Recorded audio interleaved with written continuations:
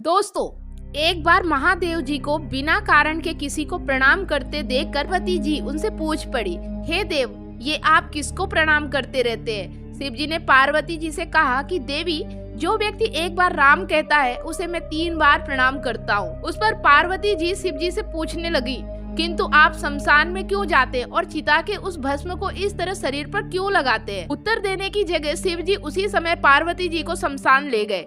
वहाँ एक सब अंतिम संस्कार के लिए लाया गया। लोग राम नाम सत्य कहते हुए सबको ला ही रहे थे। तब शिव जी पार्वती को उस सब यात्रा को दिखाते हुए बोले, इस शमशान की ओर जाते समय लोग राम नाम का स्मरण करते हुए आते हैं। इस सब के निमित्त से कई लोगों के मुख से मेरा अति प्रिय दिव्य नाम राम निकलता है। उसी को सुनने मैं शमशान में चला आता हूँ और इतने लोगों के मुख से राम नाम का जप करवाने में निमित्त बनने वाले इस सब का मैं सम्मान करता हूँ, इसे प्रणाम करता हूँ और इसलिए अग्नि में जलने के बाद उसकी भस्म को अपने शरीर पर लगा लेता हूँ। देवी, राम नाम बुलवाने वाले के प्रति मुझे इतना प्रेम है। दोस्तों, एक और प्रचलित लोक कथा के अनुसार दरअसल एक बार देवी उमा भगवान शिव से पूछने लगी, हे भगवान, स्वर्ग लोक में तो अनेकों सुख सुविधाओं से संपन्न निवास स्थान है, फिर उन सब को छोड़कर आप इस शमशान भूमि में कैसे रहते हैं? शमशान की वो भूमि तो हमेशा केसों और हड्डियों से भरी रहती है। चारों तरफ मनुष्य की खोपड़ियां और घड़े पड़े रहते हैं। गिद्धों और गीदड़ों की जमातें जुटी रहती है। हर ओर चिताएं जला करती हैं। मांस, वसा और रक्त की कीच से सनी उस भूमि में बिखरी हुई आंतों वाली हड्डियों के ढेर पड़े रहते हैं। फिर भला ऐसे अपवित्र स्थान में आप क्यों रहते हैं?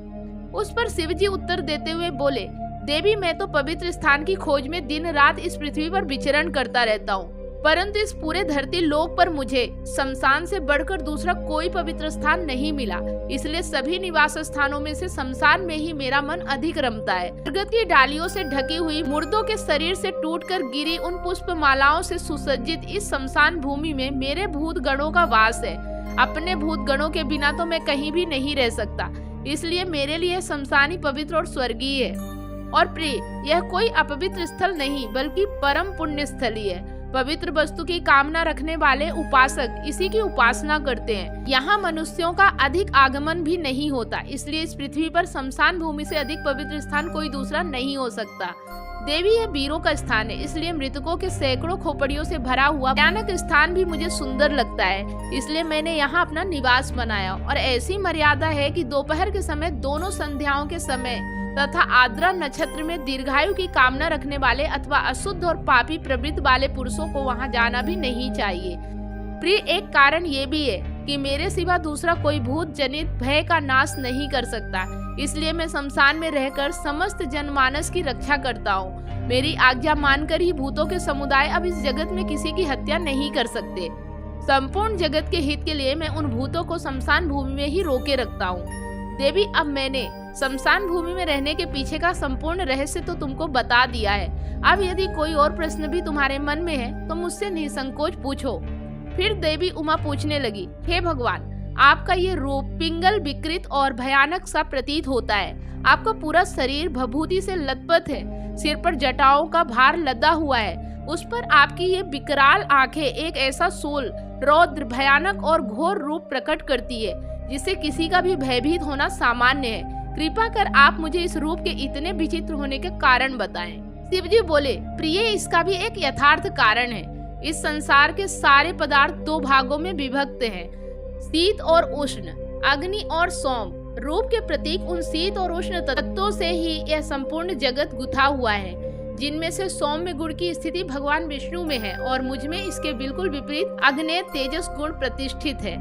इस प्रकार ये विष्णु और शिव रूप सदा समस्त लोगों की रक्षा में लगे रहते हैं। और देवी, ये जो विकराल नेत्र से युक्त और शूल से सुशोभित भयानक आकृति वाला मेरा रूप है, यही आग्रह है जो संपूर्ण जगत के हित में तत्पर रहता है। यदि मैं इस रूप को त्याग दूं और इसके विपरीत हो जाऊं तो उसी समय संपूर्ण लोगों की दशा विपरीत हो जाएगी। देवी, इसलिए लोकहित की इच्छा से ही मैंने यह रूप धारण किया है और अब अपने इस रूप का सारा रहस्य तुम्हें बता दिया। इस तरह इस कथा के जरिए महादेव ने इस गूढ़ रहस्य से रूबरू कराया है कि भगवान रुद्र और भगवान विष्णु दोनों एक ही परम तत्व का हिस्सा है, जिनमें से एक सौम्य गुण को संजोए हुए है तो दूसरा तेजस गुण को, परंतु यह दोनों ही सर्वदा एक ही है। तो आज की पौराणिक कथा आपको कैसी लगी?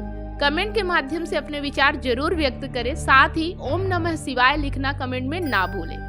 वीडियो अगर अच्छा लगा तो लाइक जरूर कर दें, क्योंकि आपका एक लाइक हमारे लिए बहुत इंपॉर्टेंट होता है। रोजाना अगर आप हमारे चैनल पे ऐसे ही वीडियो देखते रहना चाहते हैं तो चैनल को सब्सक्राइब और साथ में बेल आइकन जरूर प्रेस करें, ताकि जब भी कोई नई वीडियो मैं अपलोड करूं उसका नोटिफिकेशन आपको सबसे पहले मिले। वीडियो को ज़्यादा से ज़्यादा शेयर जरूर करें।